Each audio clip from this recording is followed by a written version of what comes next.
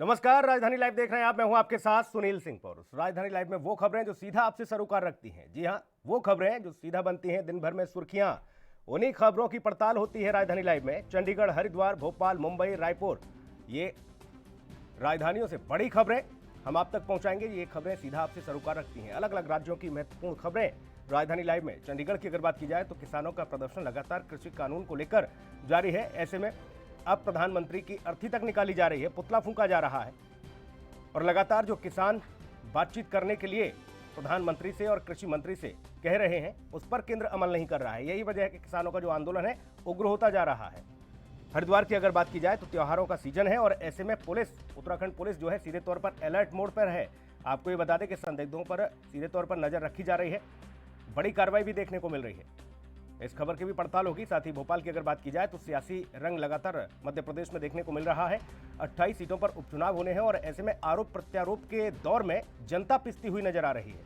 मुंबई की अगर बात की जाए तो मुंबई में राज्यपाल की चिट्ठी ने सियासत को गरमा दिया है। जी हां, राज्यपाल ने मांग की है कि मंदिरों को खोला जाए, लेकिन ऐसे में मुख्यमंत्री को ये बात नागवार गुजरी है और सीधे तौर पर उन्होंने राज्यपाल को अब रडार पर लिया है। रायपुर की बात की जाए तो यहां पर भी राज्यपाल से ही जुड़ा हुआ मसला है। जी हां, यहां सीधे तौर पर राज्यपाल ने मुख्य सचिव की नियुक्ति नहीं होने दी और यही वजह है कि मुख्यमंत्री भूपेश बघेल को यह बात नागवार गुजरी। उन्होंने सीधे तौर पर राज्यपाल पर ही हमला कर दिया है। तो ये खबरें सीधे तौर पर इनको इस राजधानी लाइव में समझने की कोशिश करेंगे। इन खबरों की पड़ताल होगी और चलिए अब इन खबरों को विस्तार से समझ लेते हैं।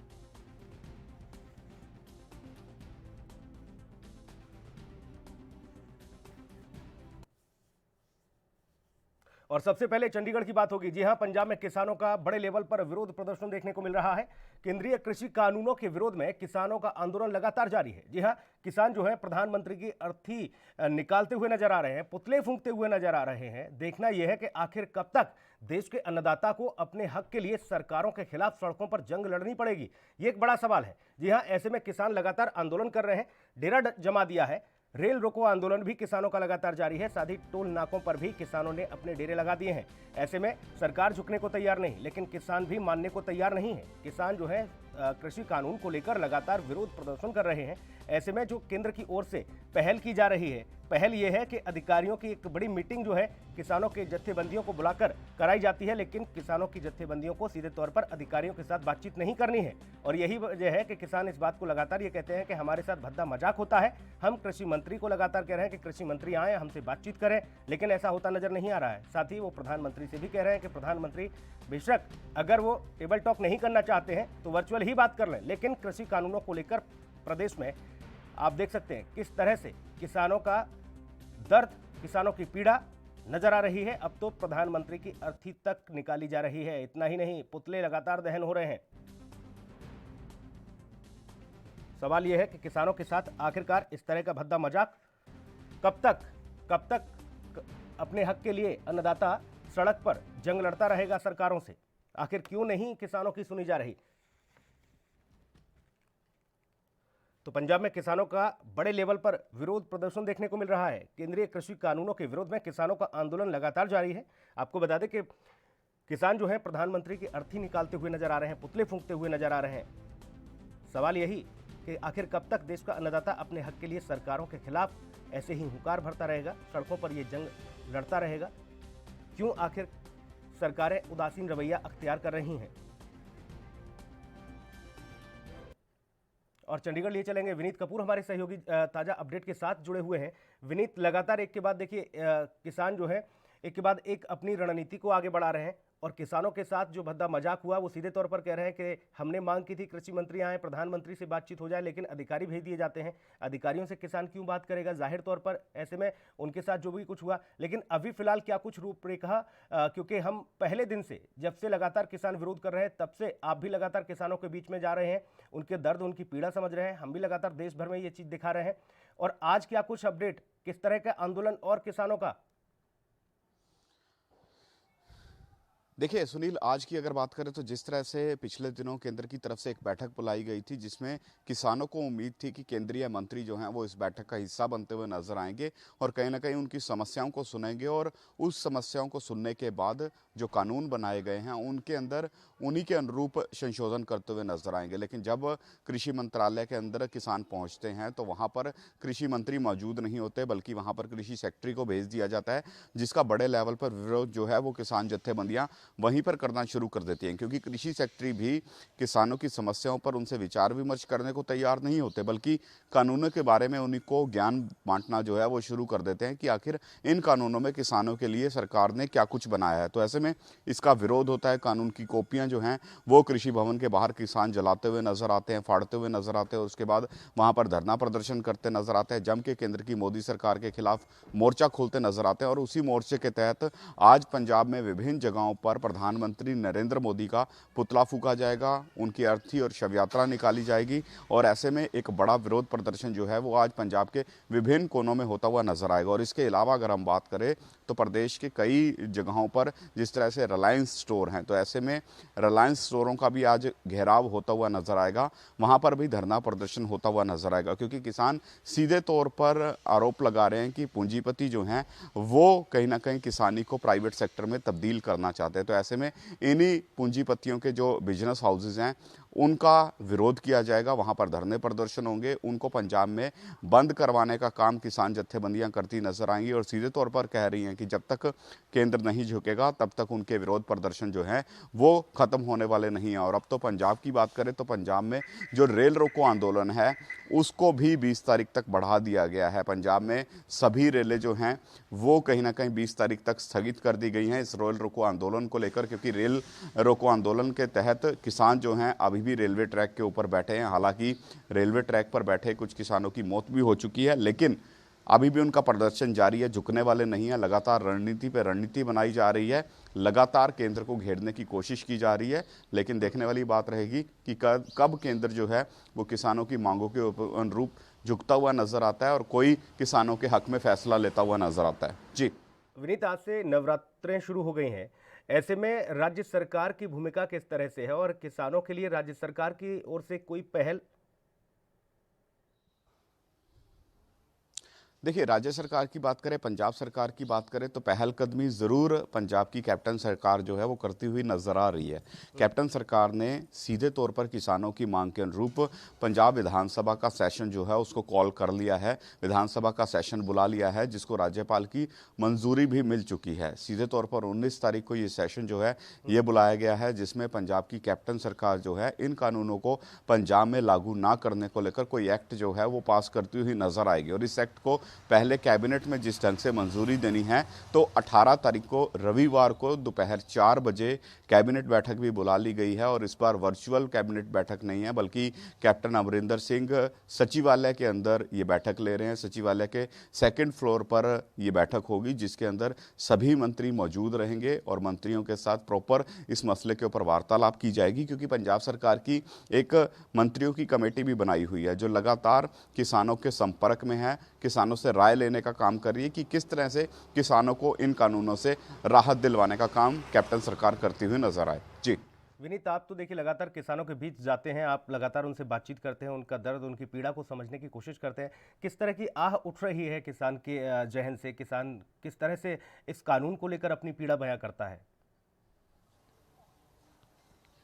देखिए, किसान की बात करें तो लगातार किसान यही बात कहता हुआ नजर आ रहा है कि पहले ही किसानी जो है वो बदहाली की तरफ जाती नजर आ रही है। पहले ही किसान जो है कर्जे के बोझ तले दबा हुआ है। तो ऐसे में अगर एमएसपी खत्म हो जाएगी तो फिर किसान की हालत और ज़्यादा दयनीय होती हुई नजर आएगी, क्योंकि पंजाब की स्थिति काफ़ी विकट है। पंजाब में किसानी जो है वो अब मुनाफे का सौदा नहीं रही, बल्कि वो घाटे का सौदा बन के रह गई है, क्योंकि फसलों पर या तो प्रकृति की मार पड़ती हुई नजर आती है या कभी टिड्डी दल आकर हमला कर देता है। तो ऐसे में फसलों का वो झाड़ भी किसानों को मिलता हुआ नजर नहीं आता, यानी वो पैदावार भी अब फसलों की नहीं रही जो पहले होती हुई नजर आती। तो ऐसे में किसान यही मांग कर रहे हैं कि एमएसपी के आधार पर उनकी फसलों की खरीद की जाए, क्योंकि अगर एमएसपी खत्म होगी तो फिर किसानों को जो उनकी फसलें हैं उसके उचित दाम मिलते हुए नजर नहीं आएंगे। और यही शंका किसानों को है कि भले ही केंद्र की मोदी सरकार अब ये कहती हुई नजर आ रही हो कि मंडियों के अंदर एमएसपी का सिलसिला जारी रहेगा, सरकारी एजेंसियां जो हैं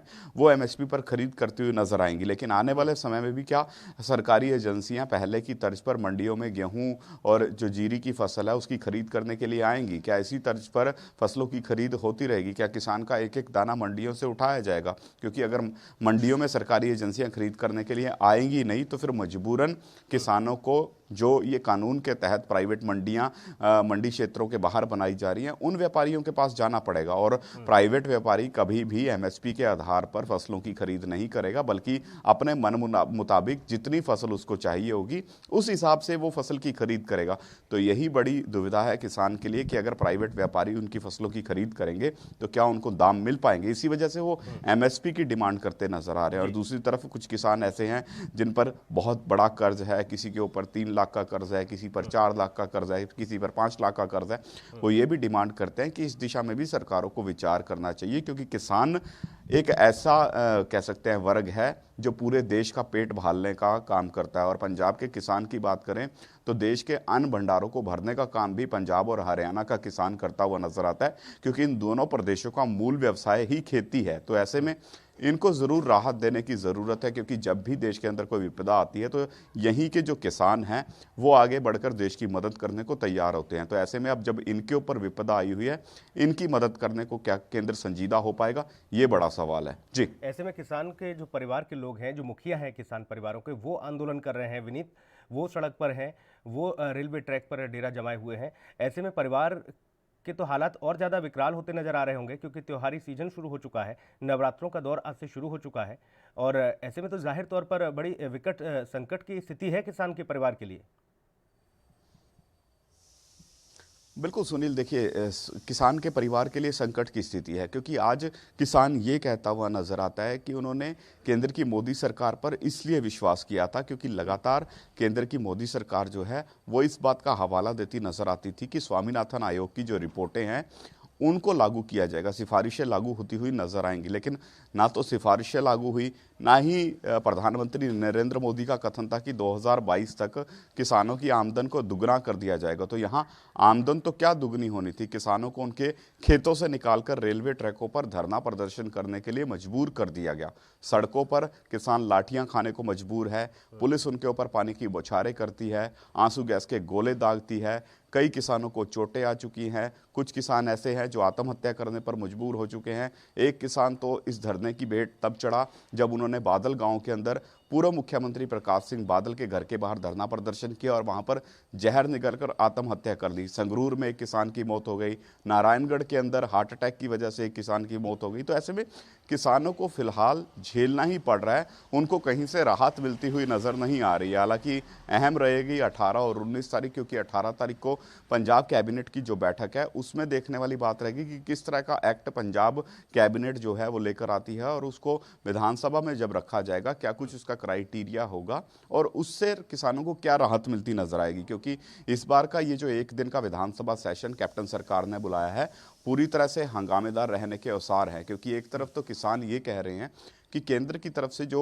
कानून पास किए गए हैं उनको विधानसभा में रद्द किया जाए, और दूसरी तरफ जो कैप्टन सरकार की तरफ से 2017 के अंदर एपीएमसी एक्ट लागू किया गया था उसको भी रद्द किया जाए। तो विरोधी पार्टियां 2017 के एक्ट को लेकर कैप्टन सरकार को घेरती नजर आएंगी, और कैप्टन सरकार जो है वो इन कानूनों को लेकर मोदी सरकार को घेरते हुए नजर आएंगे। तो ऐसे में किसानों को विधानसभा से कितनी बड़ी राहत मिलेगी ये देखने वाली बात रहेगी। जी सुनील। बिल्कुल, जाहिर तौर पर विनीत, विधानसभा से क्या राहत मिलेगी ये भी देखना होगा, और साथ ही जल्द से जल्द सरकार किसानों की मांगों को माने, किसान जो है अपनी दिनचर्या को फिर से उसी तरह से आगे बढ़ाएं। क्योंकि किसान अगर इस तरह से धरने पर बैठा रहेगा, किसान अगर ऐसे हालात में रहेगा, तो अकेला किसान संकट में नहीं आएगा, पूरा मुल्क, पूरा देश संकट में आ जाएगा, क्योंकि ये अन्नदाता है जो देश भर का पेट भरने का काम करता है। बहुत शुक्रिया विनीत, बहुत महत्वपूर्ण बात आपने बताई। आप लगातार किसानों के बीच जा रहे हैं, बहुत शुक्रिया आपका। अगली खबर का रुख करेंगे, बात होगी उत्तराखंड की। जी हां, त्योहारों के सीजन को देखते हुए देहरादून पुलिस जिले की सुरक्षा व्यवस्था को लेकर सतर्क हुई है। थाना प्रभारी 24 घंटे के अलर्ट पर रहने के साथ साथ क्षेत्र में चेकिंग बढ़ाने की बातें कर रहे हैं। इसके साथ ही संदिग्धों को भी चिन्हित करके उन पर कड़ी निगाह रखी जा रही है। थाना प्रभारियों की जिम्मेदारी उनको जो दी गई है वह क्षेत्र में निवास कर रहे बुजुर्गों के लगातार संपर्क में भी रहें, ये भी कहा गया है, क्योंकि हाल ही में एक बड़ी घटना घटी है। आपको बता दें कि हरिद्वार में एक बुजुर्ग दंपत्ति की हत्या कर दी जाती है। उसके बाद से ही बुजुर्ग लोग जो रह रहे हैं उनके संपर्क में पुलिस को रहना जरूरी बताया गया है। साथ ही ये कहा है कि उत्तराखंड पुलिस जो लगातार ये कहती है कि मित्र पुलिस है उत्तराखंड पुलिस, तो वो अपनी मित्रता का सीधे तौर पर परिचय दे और बुजुर्ग लोगों की सुरक्षा में भी पुलिस जो है पहरा लगाए, उन्हें किसी तरह की कोई भी परेशानी होने पर तत्काल सहायता मुहैया कराई जाए। तो वहीं बाजार में भी पुलिस की निगरानी रखने की भी बात कही गई है। आपको बता दें कि 17 अक्टूबर से यानी कि आज से नवरात्रि शुरू हो गई है और साथ ही साथ त्योहारों का सीजन भी शुरू हो गया है। ऐसे में पुलिस लगातार अपनी सक्रियता को बढ़ाने के लिए मुस्तैद होती नजर आ रही है। अब देखना यह है कि उत्तराखंड में पुलिस की ये मुस्तैदी वाकई में कारगर साबित होती है या फिर अपराध का ग्राफ यूं ही बढ़ता रहेगा। सबसे महत्वपूर्ण सवाल यही। हालांकि कोरोना काल में भी पुलिस ने अपनी ड्यूटी को बखूबी निभाया है। तमाम ऐसे कोरोना वॉरियर्स बनकर जो सामने आए पुलिसकर्मी, जिन्होंने लोगों के घरों में खाने तक पहुंचाए, सुरक्षा लोगों की। लेकिन ऐसे में कुछ ऐसे असामाजिक तत्व, कुछ अपराधी, वो लगातार कानून व्यवस्था को बिगाड़ने का काम करते हैं। हालांकि पुलिस के हत्थे भी चढ़ रहे हैं। कुछ संदिग्धों को सीधे तौर पर चिन्हित करके उन पर निगाह रखी जा रही है। तो त्योहारों पर पुलिस की मुस्तैदी बढ़ती हुई नजर आ रही है। देहरादून लिए चलेंगे, प्रतीक हमारे सहयोगी जुड़े हुए हैं ज्यादा जानकारी के साथ। प्रतीक, पुलिस की मुस्तैदी साफ तौर पर देखने को मिल रही है, लेकिन सवाल वही कि वाकई में पुलिस की ये मुस्तैदी कारगर साबित होगी, क्योंकि अपराध का ग्राफ भी कम नहीं होता नजर आ रहा। एक के बाद एक बड़े घटनाक्रम हो जाते हैं। अगर बात की जाए हरिद्वार की, तो वहां पर एक बुजुर्ग दंपत्ति को मौत के घाट उतार दिया जाता है।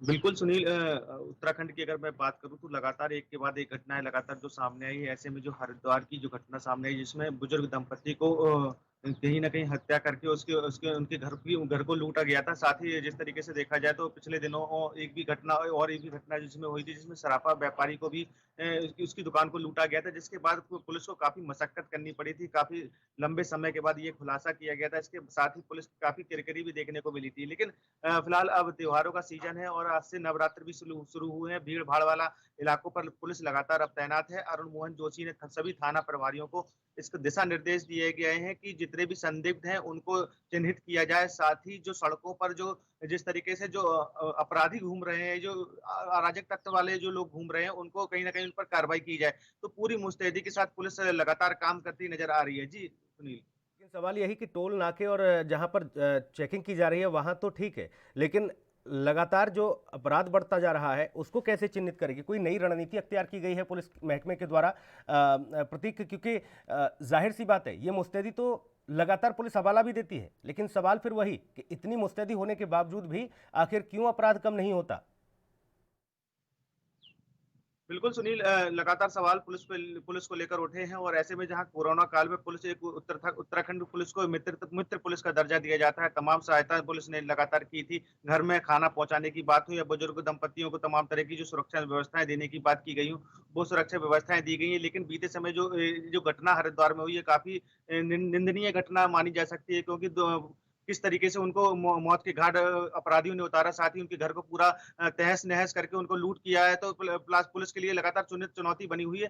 तो फिलहाल मैं अगर बात करूं तो डीजीपी अशोक कुमार का साफ तौर पर कहना है कि इन त्योहारी सीजन के चलते, क्योंकि नवरात्रि शुरू हुई है, जिसके बाद दशहरा और दिवाली का त्योहार भी नजदीक है, ऐसे में अपराधी कहीं ना कहीं सक्रिय नजर आते हैं। थाना प्रभारियों को साफ तरीके से निर्देश दिए गए हैं कि जो भी अपराधी अगर ऐसा कुछ या अराजक लोग दिखते नजर आए तो तत्काल उन पर कार्रवाई कीजिए। साथ ही आपको बता दूं, जो बड़ी रकम लेके जो व्यापारी अगर पहुंचते हैं, बैंक जाते हैं, तो उनको लेकर भी सुरक्षा व्यवस्थाएं की गई हैं, क्योंकि लगातार देखा जा रहा था लूट की घटनाएं लगातार देहरादून के साथ साथ अन्य जिलों में भी होती नजर आ रही थी। लिहाजा इसके पुलिस लगातार अपनी मुस्तैदी के साथ काम करती नजर आ रही। सीसीटीवी कैमरों को सक्रिय किया गया है, तमाम चौराहों पर सीसीटीवी कैमरे लगाए गए हैं। साथ ही जो सुरक्षा व्यवस्था के चलते व्यापारियों को भी सुरक्षाएं दी गई है। जो व्यापारी लंबी रकम लेकर बैंकों पर जाता है तो उसको लेकर भी सुरक्षाएं दी जा रही है। लिहाजा जहां पर देखा जाए तो पुलिस प्रशासन पूरी मुस्तैदी के साथ लगाया हुआ है, क्योंकि पिछले दिनों बड़ी बड़ी जो घटनाएं हुई थी उसको लेकर कहीं ना कहीं तमाम सारी बातें निकलकर सामने आ रही थी, तमाम किरकिरी पुलिस की होती नजर आ रही थी। लंबा समय हुआ था जिसके बाद लूट का खुलासा पुलिस ने कर पाया था। तो उसके चलते कहीं ना कहीं जो त्योहार का सीजन है उस पर पूरी मुस्तैदी के साथ काम किया जा रहा है। जी नवरात्रि शुरू हो चुके हैं और ऐसे में प्रतीक ये जानने की कोशिश की जाए कि क्या कुछ नियम बनाए गए हैं। मंदिरों को सभी पूरे तरीके से खोल दिया गया है। वहां पर चूंकि जाहिर सी बात है, लोग पहुंचते हैं अपने आराध्य को मनाने के लिए, देवी माता की पूजा करने के लिए। ऐसे में वहां किस तरह की स्थिति देखने को मिल रही है? क्या कुछ नियम कानून बनाए गए हैं लोगों के लिए? बिल्कुल सुनील, जहाँ पर मंदिर खोले गए हैं, तमाम जो गतिविधियां हैं वो खोली गई हैं, तो उस पर सुरक्षा व्यवस्था भी लगातार की गई है, क्योंकि धार्मिक स्थल देहरादून हो या तमाम अन्य जिले हैं, वो धार्मिक स्थल कहे जाते रहे और नवरात्रि का दिन शुरू हुआ है, काफी भीड़ भी उमड़ सकती है। इसको लेकर सोशल डिस्टेंस का पालन पुलिस को किस तरीके से कराना है, मास्क का प्रयोग जो नहीं करता उन पर तत्काल कार्रवाई की जाएगी और उनको भी चिन्हित किया जाएगा। जो आपराधिक टाइप के लोग हैं, जो मंदिरों पर लगातार पहुंचते हैं, चैन स्कैनिंग जैसे काम तमाम जो होते हैं, जो आपराधिक काम होते हैं, उनको लेकर किस किस तरह की गतिविधियां हैं उनको देखा जाएगा। तो खास तौर पर देखा जाए तो सीसीटीवी कैमरे भी, जो बड़े स्थल मंदिर स्थल हैं, जो उनको सीसीटीवी कैमरे उन पर लगाए गए हैं कि कहीं ना कोई अपराधी जो है वो सक्रिय ना हो पाए। तो फिलहाल पूरी तमाम तरीके की जो तैयारियां हैं वो की जा रही हैं और हरिद्वार में जिस तरीके से देखा जाए, नवरात्रि के दिन हरिद्वार में काफी भीड़ देखने को मिलती है मंदिरों में, उसको लेकर भी तमाम तरह की तैयारियां अभी हरिद्वार प्रशासन के द्वारा भी की गई हैं। जी। देवभूमि है उत्तराखंड और ऐसे में जाहिर तौर पर नवरात्रों का जब शुरुआत हुई है तो उसके साथ ही नियम कानूनों के तहत, जैसा प्रतीक आप बता रहे हैं कि तमाम कानून बनाए गए हैं, तमाम नियम ऐसे बनाए गए हैं। सोशल डिस्टेंसिंग का इस्तेमाल आपको करना है। आप वहां जाएंगे तो सिर्फ दर्शन कर पाएंगे, बाकी आप जल नहीं चढ़ा सकते। ये तमाम सारी व्यवस्थाएं जो है की गई हैं, इनके अनुरूप भी जो भक्त हैं वो लगातार मंदिरों में पहुंच रहे हैं। ऐसे में पुलिस की मुस्तैदी भी साफ तौर पर देखने को मिल रही है। पुलिस को तमाम जो बड़े बड़े मंदिर हैं, जो धार्मिक स्थल हैं, वहां पर पुलिस की मुस्तैदी, प्रतीक आप बता रहे हैं कि लगाई गई है। लेकिन ऐसे में 24 घंटे अलर्ट मोड पर रहने को कहा गया है। चौकी हो, थाने हो या टोल नाके हो, हर जगह पुलिस एक्टिव रहेगी। प्रतीक।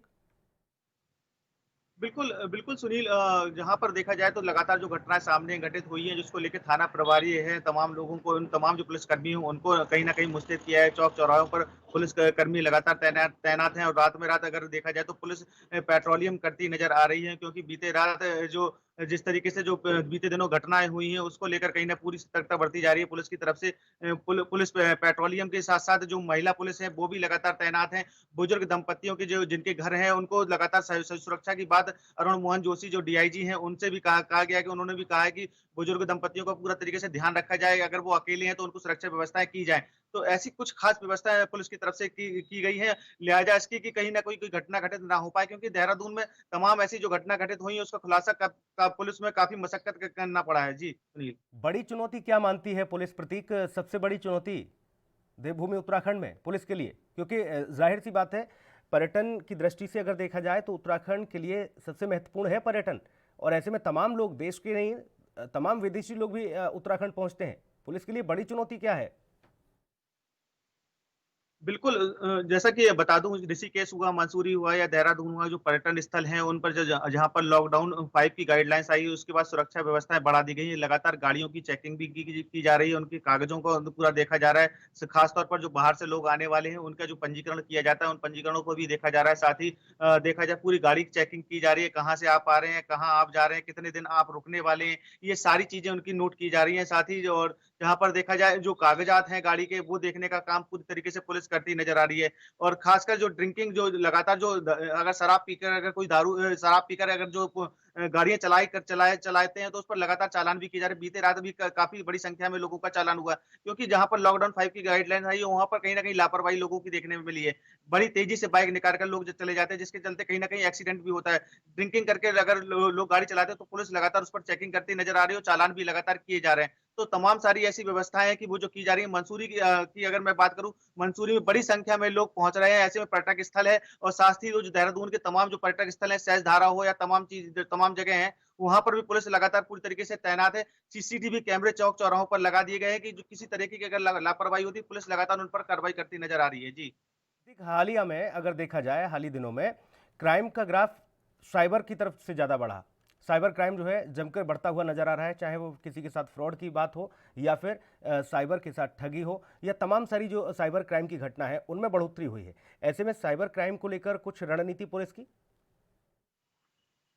बिल्कुल, सुनील, साइबर क्राइम एक काफ़ी बड़ी चुनौती पुलिस के लिए देखी जाती रही है। पहले भी कई ऐसी घटनाएँ हुई हैं जो काफ़ी निंदनीय घटनाएँ रही हैं, क्योंकि जहाँ पर देखा जाए, तमाम तरह की जो फेसबुक हैं उसमें कहीं न कहीं एक कहा जा सकता है फेसबुक की दूसरी आईडी बनाकर भी कहीं न कहीं फ्रॉडपन किया गया है और साथ ही ओएलएक्स जैसी जो वेबसाइटें हैं जहाँ पर सेल्स का काम किया जाता है उसमें लेकर भी कहीं न कहीं घटनाएँ घटित हुई हैं। उसको लेकर पुलिस चौकी पे काफ़ी बड़ी संख्या में लोगों की कोतवाली में मुकदमे भी दर्ज हुए हैं। तो ऐसे में कड़ी सुरक्षा को लेकर कहीं न कहीं साइबर क्राइम पूरी तरह से सतर्कता से काम लगातार कर रहा है। साइबर एक्सपर्ट तमाम तरह के निर्देश दे रहे हैं। विज्ञापन भी सरकार की तरफ से भी जारी किए गए हैं। रिजर्व बैंक की तरफ से भी जारी होते हैं। साथ ही देखा जाए तो बैंकों की तरफ से भी तमाम तरह के दिशा निर्देश जारी किए गए हैं। तो तमाम जो ऐसी व्यवस्थाएँ हैं जिससे साइबर क्राइम की ठगी ना हो सके, तो उसको लेकर भी पुलिस लगातार सतर्क है और खासकर जो मुकदमे जो साइबर क्राइम को लेकर दर्ज हो रहा है उसमें लगातार पुलिस खुलासा भी करती नजर आ रही है। बीते दिनों पहले भी एक साइबर क्राइम को लेकर पुलिस ने एक बड़ा खुलासा किया था जिसमें फेसबुक के जरिए कहीं न कहीं पैसा माँगने का काम किया गया था। ऐसे में तमाम जो सुरक्षा है पुलिस लगातार उस पे मुस्तैदी के साथ काम करती नजर आ रही है। जी। प्रतीक, साइबर ठगी हो जाने के बाद अपराधी पकड़े नहीं जाते। मैं इस ओर समझने की कोशिश कर रहा था कि कोई ऐसी पहल की गई है, कुछ अपग्रेड किया गया है साइबर सेल को कि जल्द से जल्द ये अपराधी पकड़े जाएं?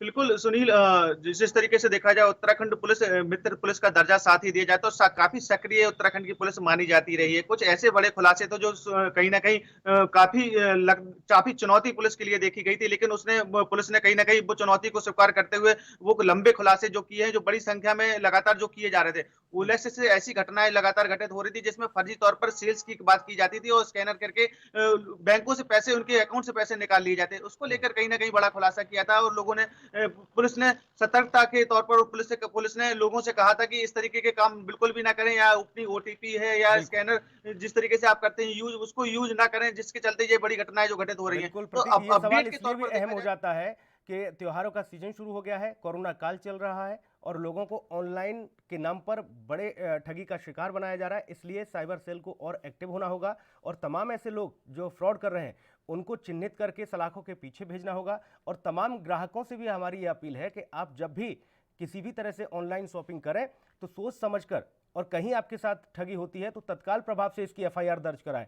साइबर सेल का ये भी लगातार कहना है कि कुछ लोग ऐसे होते हैं, ठगी हो जाती है और वो लोग एफआईआर तक दर्ज नहीं कराने आते, मुकदमा लिखवाने नहीं आते। तो ऐसे में ग्राहकों को भी जागरूक होना होगा। बहुत शुक्रिया महत्वपूर्ण जानकारी के लिए प्रतीक, आपका बहुत धन्यवाद। वक्त एक ब्रेक का है, जल्द लौटेंगे।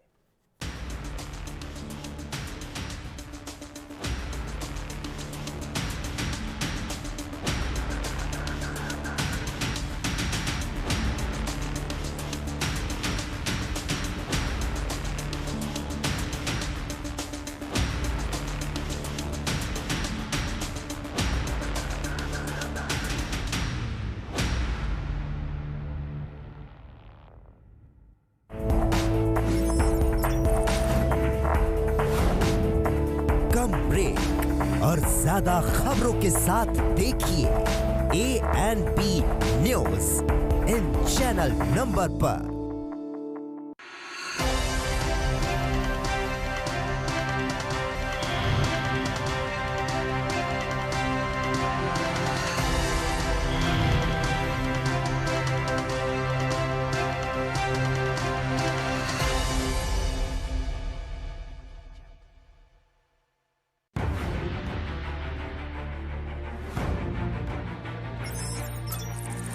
खबर चाहे सियासत की हो या सरकार की,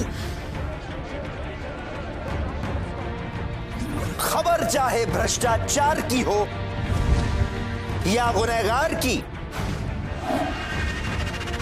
दिन भर में क्या रहा देश जगत का हाल, किस मुद्दे ने बनाई किसकी सरकार, रखते हैं हम सब पर नजर, पहुंचाते हैं हम हर खबर।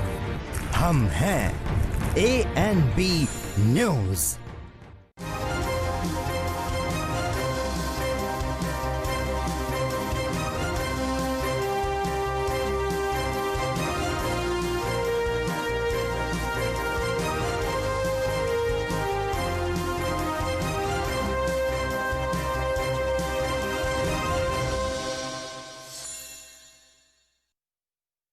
सबसे अलग अंदाज, हम बनेंगे आपकी आवाज, सवालों की धार, खबरों की बौछार, सिर्फ मेरे साथ ANP न्यूज पर।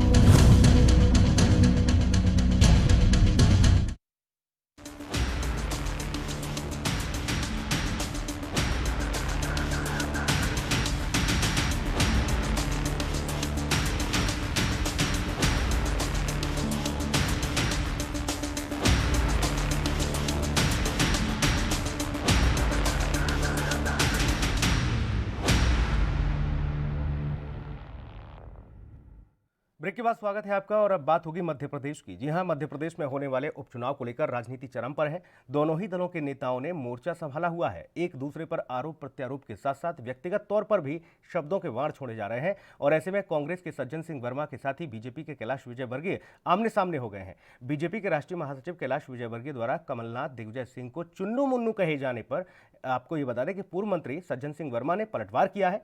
सवाल यह है कि इससे आम आदमी का क्या लेना देना। सबसे महत्वपूर्ण ये, क्या इस तरह की राजनीति से गरीब के घर का चूल्हा जल पाएगा? क्या नौजवानों को रोजगार मिल पाएगा? पहले सिलसिलेवार तरीके से आपको सुनाते हैं कि देखिए सज्जन सिंह वर्मा ने जो पलटवार किया है, साथ ही कैलाश विजयवर्गीय ने क्या कुछ कहा और लोगों की पीड़ा क्या है।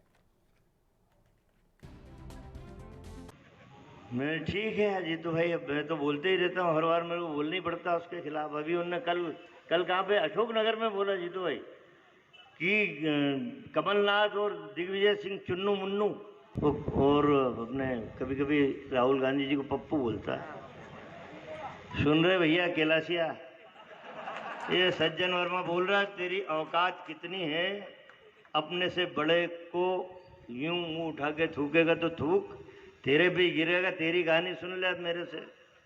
नौजवानों से वादा किया था कि तुम्हारे खाते में 4,000 चले जाएंगे। अब देखिए कितने नौजवान हैं जिनके बेरोजगार नौजवान हैं जिनके खाते में 4,000 गए, जरा बताना मुझे। किसी नौजवान के खाते में नहीं गए। अब कांग्रेस की हालत ये है, कांग्रेस के नेताओं की हालत ये है, दोनों चुन्नू मुन्नू, दिग्विजय जी और कमलनाथ जी, ये दोनों चुन्नू मुन्नू इतने कलाकार हैं कि जब विधानसभा के चुनाव हो रहे थे मैं भी सब दूर प्रचार कर रहा था। मैं भी देख रहा था हेलीकॉप्टर से कि चुन्नू की सभा में कितनी और मुन्नू की सभा में कितनी भीड़ है।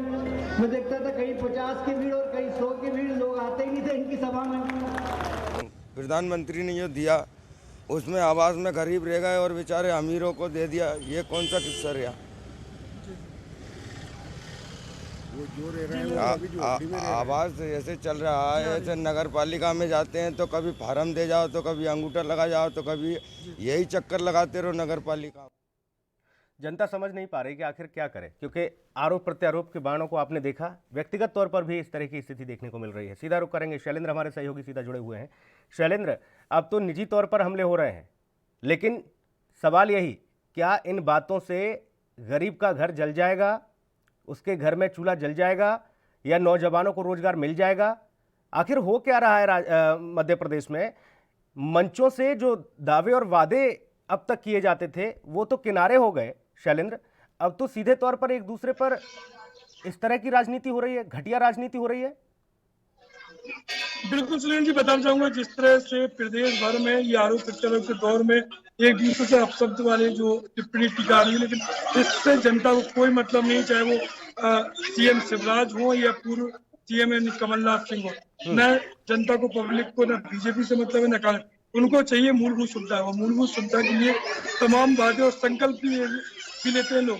तमाम तस्वीरें हम आपको दिखा रहे हैं, खंडवा, देवास और पूरे प्रदेश की तस्वीरें, जहाँ पर विकास के मुद्दे कहीं ना कहीं विलुप्त होती नजर आ रहे हैं। आज हम शुरुआत करें तो हम मौजूद हैं ग्वालियर के सुप्रसिद्ध मंदिर में, काफी फेमस मंदिर है, करौली माता का मंदिर है, और शुरुआती नवदुर्गा, यहाँ से भी संकल्प लेते हैं प्रत्याशी और यहाँ भी वादे करते हैं लोगों के साथ। तो सीधे तौर पे कहीं ना कहीं ये मुद्दों की जो उनके एजेंडे हैं चुनावी, वो कहीं ना कहीं विलुप्त नजर आ रहे हैं।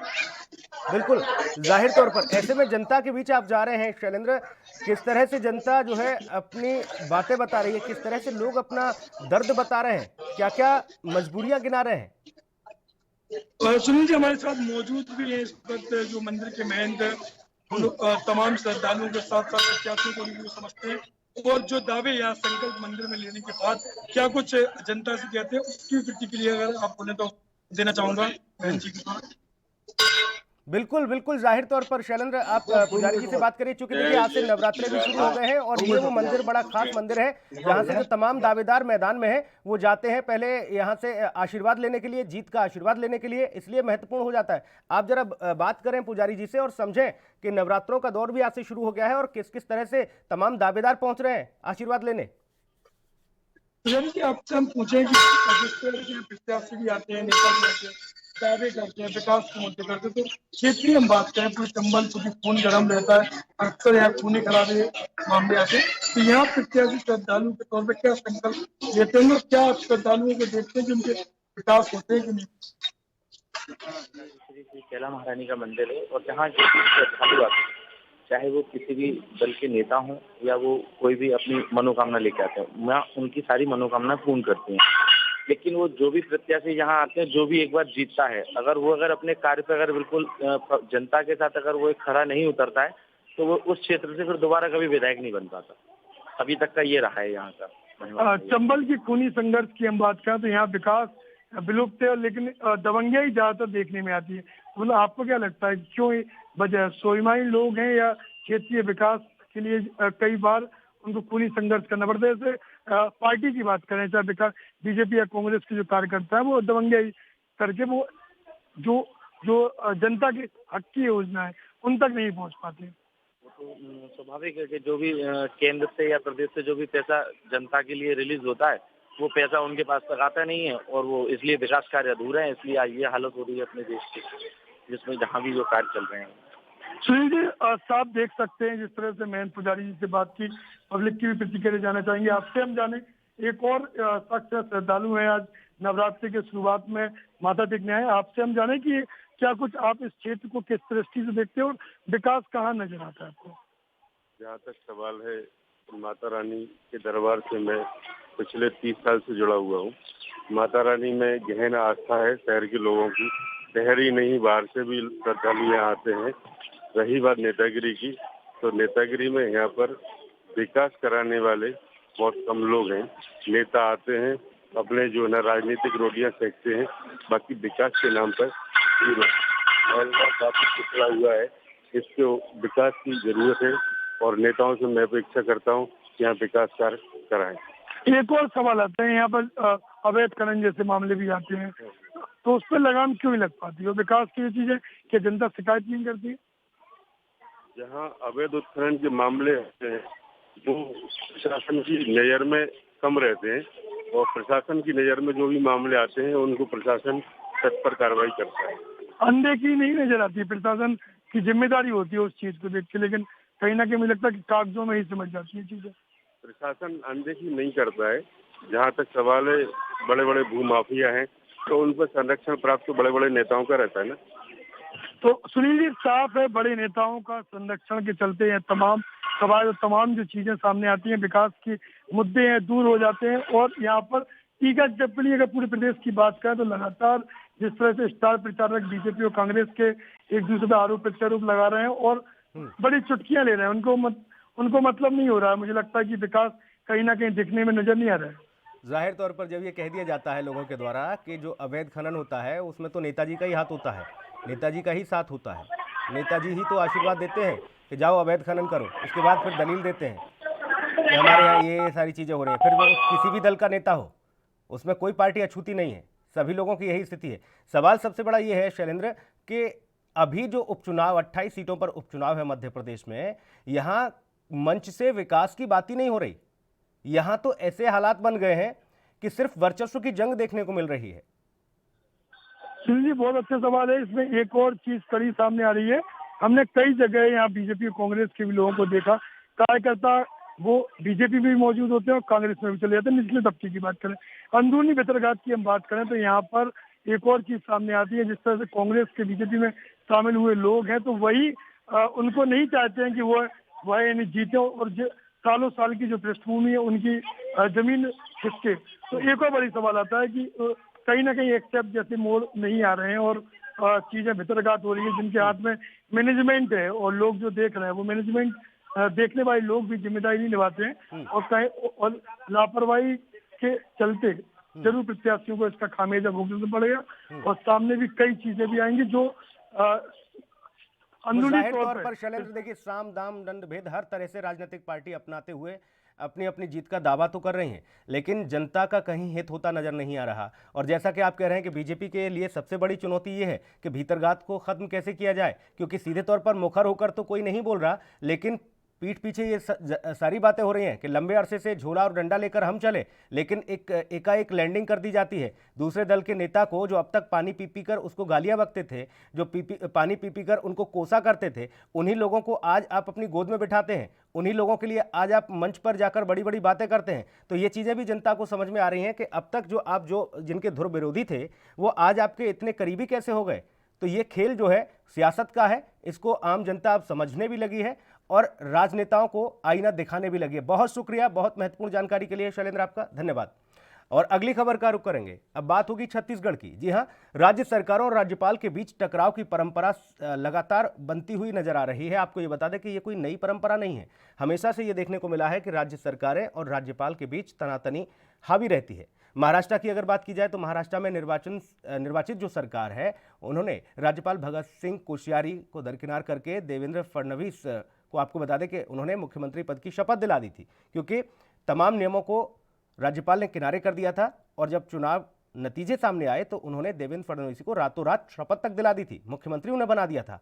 हंगामा मचता है और उसी कड़ी में आपको बता दें कि अब छत्तीसगढ़ में भी राज्यपाल और सरकार के बीच टकराव के हालात बन चुके हैं। जी हां, छत्तीसगढ़ राज्य का निर्माण लगभग 20 साल पूरा कर चुका है और केंद्र में यूपीए की सरकार रही हो या फिर एनडीए की सरकार रही हो, यहाँ पर राज्य जो है सरकारों के साथ साथ आपको बता दें कि राज्यपाल के संबंध जो है गरिमा और शिष्टाचार के साथ ही लगातार उन पद की गरिमाओं होती है और शिष्टाचार के साथ साथ आपको बता दें कि पद की गरिमा को बरकरार रखना भी एक बड़ी चुनौती होती है।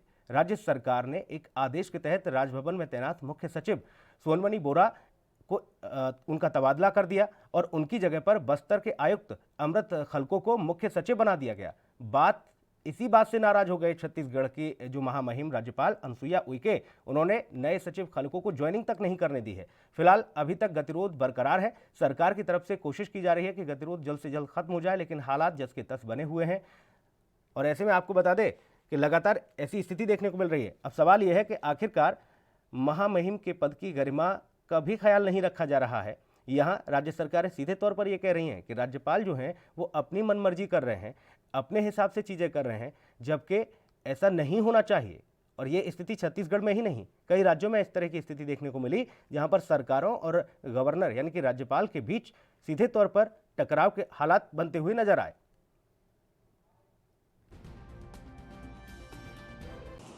देखिए, कोई विवाद नहीं है, सबके अपने दायित्व, कर्तव्य और अधिकार संविधान के माध्यम से सुनिश्चित है और उसी दायरे में रहकर ये हमारी सरकार काम कर रही है। इस पूरे मसले को समझने की कोशिश करेंगे। रायपुर लिए चलेंगे आपको। जरीन हमारे सहयोगी जुड़े हुए हैं। जरीन, किस तरह के हालात बने हैं और क्या है ये पूरा विवाद?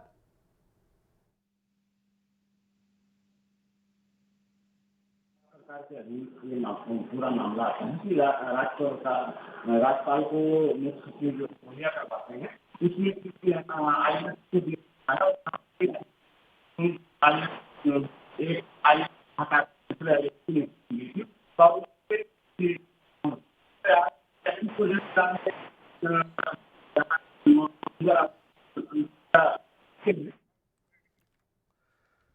जरीन, रोकना चाहूंगा क्योंकि आवाज़ जो है आपकी ठीक तरीके से दर्शकों तक नहीं पहुंच पा रही है। दोबारा से संपर्क करने की कोशिश की जाएगी। आवाज़ का जो इस तरह की दिक्कतें हो रही हैं उसको सुधार के आपको फिर से हम बातचीत करेंगे आपसे। लेकिन इस बार हम आपको बता दें, इस खबर को पूरे तौर पर अगर देखा जाए तो ये मसला राज्य सरकार और राज्यपाल के बीच का है।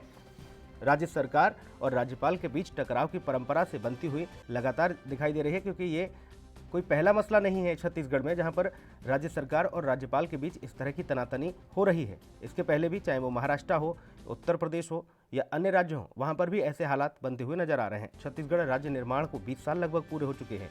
केंद्र में कोई भी सरकार रही हो, ऐसे में शिष्टाचार के साथ साथ राज्य सरकार एक आदेश के तहत राजभवन में तैनात मुख्य सचिव सोनमणि बोरा को स्थानांतरित कर देती है, तबादला कर देती है और उनकी जगह पर बस्तर आयुक्त अमृत खलको को मुख्य सचिव बना दिया जाता है। इसी बात से नाराज छत्तीसगढ़ के महामहिम राज्यपाल अनुसुईया उइके ने नए सचिव खलको को ज्वाइनिंग करने से इनकार कर दिया। उन्होंने उनको ज्वाइन नहीं कराया। फिलहाल अभी भी गतिरोध बरकरार है। सरकार की तरफ से कोशिश की जा रही है कि गतिरोध खत्म हो जाए, लेकिन हालात जस के तस बने हुए हैं।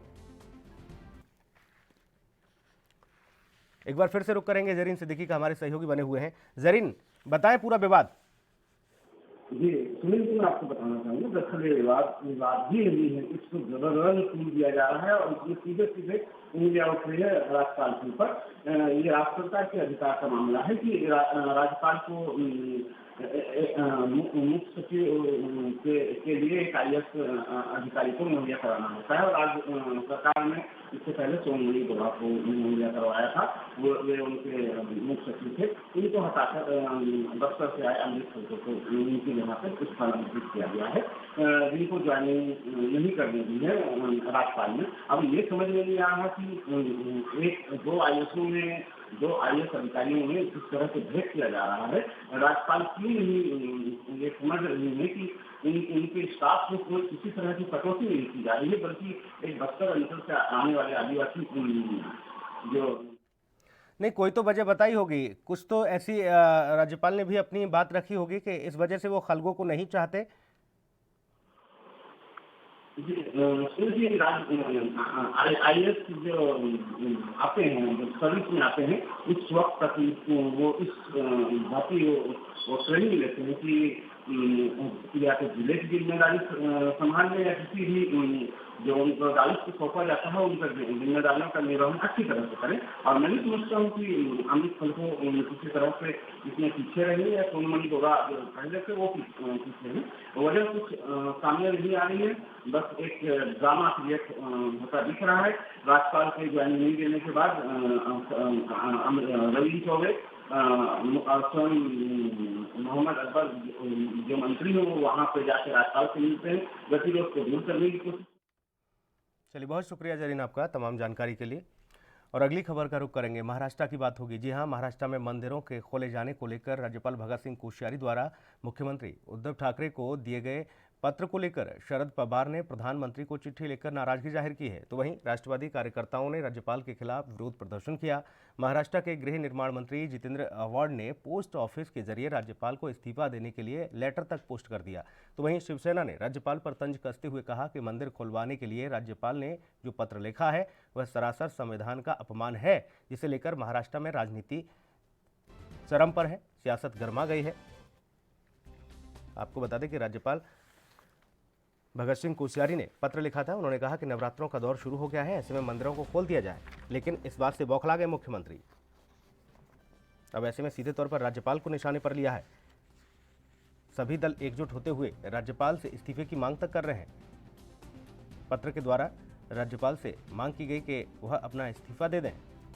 प्रधानमंत्री को शरद पवार की ओर से पत्र लिखकर नाराजगी जाहिर की जाती है। मंदिर खोले जाने को लेकर यह विवाद नजर आया सामने। राज्यपाल ने नवरात्रि शुरू होते ही ये कह दिया था, एक पत्र के माध्यम से मुख्यमंत्री से कहा कि मंदिरों को खोला जाए ताकि तमाम श्रद्धालु मंदिरों में जाकर दर्शन कर सकें, लेकिन ऐसे में सीधे तौर पर यह कहा कि ये संविधान के खिलाफ है। अब ऐसे में राज्यपाल को निशाने पर लिया गया है। महाराष्ट्र में मंदिरों के खोले जाने को लेकर राज्यपाल भगत सिंह कोश्यारी द्वारा मुख्यमंत्री उद्धव ठाकरे को दिए गए पत्र को लेकर शरद पवार ने प्रधानमंत्री को चिट्ठी लिख डाली है, अपनी नाराजगी जाहिर की है।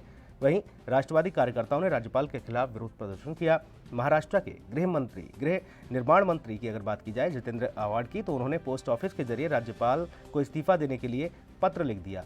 ये पत्र पोस्ट के जरिए किया गया। आपको ये बता दें कि शिवसेना ने राज्यपाल पर तंज कसते हुए कहा कि मंदिर खुलवाने के लिए राज्यपाल ने जो पत्र लिखा है वो सरासर संविधान का अपमान है, जिसे लेकर महाराष्ट्र में अब राजनीति गर्मा गई है, सियासत तेज हो गई है।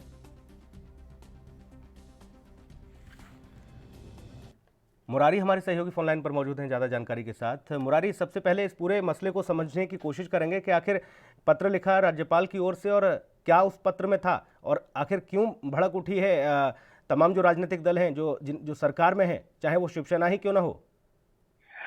देखिए, जहां आज देश भर में नवरात्रि की धूम है, मंदिर खोलने की जा रहे हैं, वहीं पर मंदिर को लेकर के महाराष्ट्र के राज्यपाल भगत सिंह कोश्यारी के पास जो है कई संस्थाएं और बीजेपी की तरफ से मांग रखा गया था, जिसके बाद राज्यपाल ने जो है महाराष्ट्र के मुख्यमंत्री उद्धव ठाकरे को पत्र लिख करके जो है मंदिर खोलने की बात कही थी, जिसे लेकर के अब राजनीतिक सियासत तेज हो गई है। जहां एनसीपी प्रमुख शरद पवार ने प्रधानमंत्री प्रधानमंत्री नरेंद्र मोदी को पत्र लिखा है, वहीं एनसीपी नेता और महाराष्ट्र के गृह निर्माण मंत्री जितेंद्र आव्हाड ने जिस तरीके से कल मुंबई से सटे ठाणे में जो है कि धरना प्रदर्शन किए और उसके बाद पोस्ट ऑफिस के जरिए जो है उनके इस्तीफे की मांग की है, तो कहीं न कहीं अब जो राज्यपाल बनाम महाराष्ट्र सरकार की जो लड़ाई है वो आमने सामने आ चुकी है और साफ तौर पर अब राज्यपाल को निशाने पर लिया जा रहा है। जी मुरारी, अगर ये कहा जाता है कि संविधान का अपमान है ये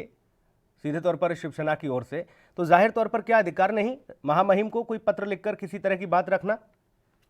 देखिए, शिवसेना ने जिस तरीके से आरोप लगाया है उसकी भी अब आलोचना हो रही है, क्योंकि राज्यपाल को अधिकार है कि जो जनता की समस्या है या फिर जो उनके पास सुझाव आते हैं वो मुख्यमंत्री तक पहुंचाएं। अब उस पर विचार करना, निर्णय लेना मुख्यमंत्री का फर्ज है, कर्तव्य है, लेकिन मुख्यमंत्री की तरफ से खुद जो है राज्यपाल के इस पत्र पर जो है कि नाराजगी व्यक्त की गई है, दुख व्यक्त किया गया है और कहा गया है कि संविधान का अपमान है। आप राज्य की जनता को इस महामारी के बीच में कैसे एकत्रित होने के लिए इस तरीके का पत्र लिख सकते हैं, तो कहीं न कहीं शिवसेना के साथ शरद पवार के भी सुर मिल रहे हैं और वहीं उनके कार्यकर्ताओं द्वारा राज्यपाल के खिलाफ बगावत आवाज भी उठ रही है। जी मुरारी, सियासी मायने क्या समझे जाएं?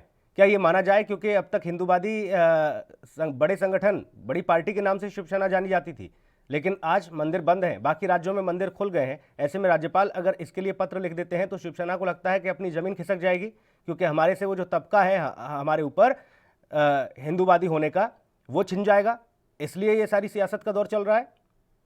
जी, ये कहना गलत नहीं होगा। कट्टर हिंदूवादी के लिए जाना जाता था और हिंदू हृदय सम्राट स्वर्गीय बाला साहब ठाकरे जब हर मुद्दे को लेकर के उठते थे तो हिंदुत्व का एक मुद्दा, एक एजेंडा उनका प्रथम एजेंडा होता था। लेकिन आज यही शिवसेना महाराष्ट्र में जिस तरीके से गठबंधन बनाकर सरकार चलाई है और जिस तरीके से पिछले कई दिनों में हिंदुत्व के मुद्दे से भटकी है, ऐसे में उसे डर है कि कहीं अगर राज्यपाल इस तरीके की बात करते हैं और इस पर अनुमति देनी पड़ती है तो एक हिंदुत्व का जो एजेंडा है वो सामने की झोली में चला जाएगा। और यही वजह है कि इस तरीके की नाराजगी भी व्यक्त की जा रही है और साफ तौर पर सहयोगी पार्टियों के साथ भी सुर मिलाए जा रहे हैं। जी, या वाकई में ये जरूरी है शिवसेना की तरफ से मुरारी?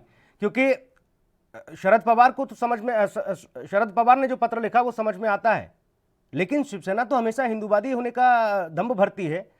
क्या शरद पवार ने जब पत्र लिखा प्रधानमंत्री को इसलिए मजबूरी हो गई शिवसेना की कि नहीं हमको भी सुर में सुर मिलाने चाहिए? देखिए, अगर एनसीपी प्रमुख शरद पवार की बात करें तो एक बड़े नेता है, वो देश लेवल की राजनीति के लिए जाने जाते हैं और समय समय पर वो राजनीति में एक ऐसा करवट लाते हैं जिससे राजनीति तूल पकड़ती हुई दिखाई देती है। और फिर एक बार ऐसा ही हुआ है जहां एनसीपी प्रमुख शरद पवार ने प्रधानमंत्री नरेंद्र मोदी को पत्र लिखा। इस पूरे प्रक्रिया के ऊपर उन्होंने दखल देने की बात की। उसके बाद शिवसेना को ऐसा लगा कि अब पार्टी के साथ सुर से सुर मिलाना जरूरी हो गया है और यही वजह है कि शिवसेना उन तमाम अपने सहयोगियों के साथ राज्यपाल का जो है कि विरोध कर रही है। जी, अभी स्थिति अगर वहां देखी जाए महाराष्ट्र में मुरारी, तो बाकी राज्यों के हिसाब से महाराष्ट्र भी अब जो लगातार कोरोना को रोकने के लिए कारगर साबित हो रहा है, तमाम पहल जो की जा रही है वो कहीं ना कहीं कारगर साबित हो रही है। रिकवरी रेट भी अच्छा महाराष्ट्र का अब जाता नजर आ रहा है। ऐसे में जनता की भावनाओं को देखते हुए, लोगों की उम्मीदों को देखते हुए, त्योहारी सीजन को देखते हुए, नवरात्रों को देखते हुए, यही सारी चीजें तो रही होंगी राज्यपाल के पत्र में। जी, इन्हीं सब चीजों को लेकर के जिक्र किया गया था पत्र में और पत्र में साफ तौर पर कहा गया था कि जिस तरीके से गिरगांव चौपाटी हो या होटल, रेस्टोरेंट, बार हो, ये सारी चीजों को जिस तरीके से गाइडलाइन के तहत खोला गया है उसी गाइडलाइन के तहत जो है मंदिरों को भी खोलने की अनुमति दी जाए। आपको बता दें कि महाराष्ट्र सरकार ने मुंबई की लोकल ट्रेनों में महिलाओं को सफर करने की परमिशन दे दी है, जिसके बाद आलोचनाएं और भी तेज हो गई है कि अगर मुंबई मुंबई सहित महाराष्ट्र में कोरोना का डर है, कोरोना का खौफ है, संक्रमण बहुत ज्यादा फैल रहा है। तो इस तरीके की रेलवे सेवा अगर महिलाओं के लिए फ्री की जा रही है तो आप अंदाजा लगाइए कि महिलाओं की जो ट्रेन होती है लगभग 12 से 15 बोगी की ट्रेन होती है और उसमें एक एक ट्रेन में 1000 से 1200 लोग जाते हैं। अब ऐसे में क्या वहां कोरोना संक्रमण नहीं फैलेगा? तो तमाम सवाल भी उठने शुरू हो गए हैं। हालांकि आज नवरात्रि पर्व का पहला दिन था, उम्मीद था लोगों को कि मुंबई के बुंबा देवी और मां जुदानी का दर्शन करने के लिए मिलेगा, लेकिन महाराष्ट्र सरकार इस मामले में कोई गंभीरता नहीं ली है, जिसे लेकर भक्तों में भी थोड़ी नाराजगी देखी जा रही है। जी, बहुत शुक्रिया मुरारी आपका तमाम महत्वपूर्ण जानकारी के लिए। और राजधानी लाइव में इतना ही। नमस्कार।